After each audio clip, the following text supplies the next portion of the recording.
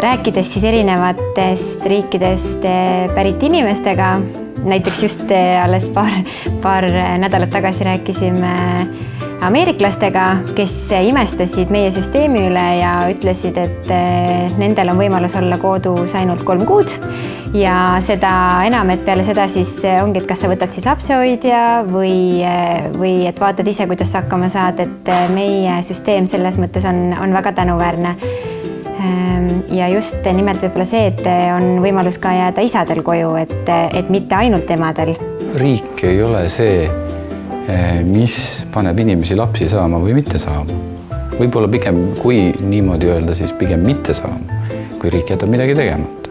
Aga üldiselt esimene mure on see, et sa suudad oma lapsele pakkuda seda, mida sa arvad, et ta peaks saama. Ja sel hetkel, kui ta sünnib, on see kindlasti väga oluline abi, sellepärast, et kui ema näiteks või isa on siis üksinda kodus lapsega ja tal sissetulekut ei ole, see väga paljudel peredel seab suure piiri ette tegelikult. Aga teades, et selline puhver või siis turvatsoon on olemas, et see annab väga palju juurde kindlasti inimestele, just seda kindlust. Töötamine vanemapuhkuse ajal võib-olla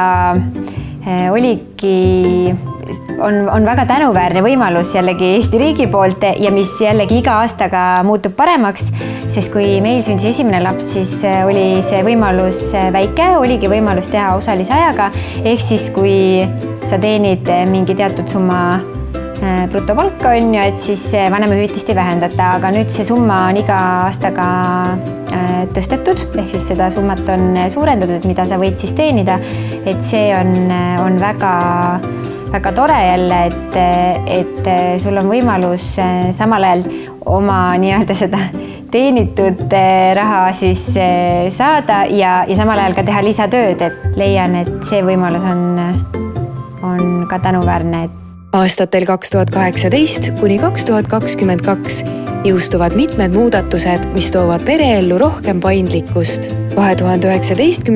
aastal muutub vanemahüvitise arvestusperiood. Juulis 2020 pikeneb isapuhkus 10 tööpäevalt 30 tööpäevale ning selle perioodi eest on võimalik saada vanemahüvitist. Aastal 2022 jõustuvad mitmed muutused, millega vanemahüvitise ning puhkuse võimalused muutuvad peredele veelgi soodsamaks. Leia muudatuste kohta lisainfot www.sotsiaalkindlustusamet.ee/kasvage koos lehelt. Liigume maailma kõige paindlikuma süsteemi poole.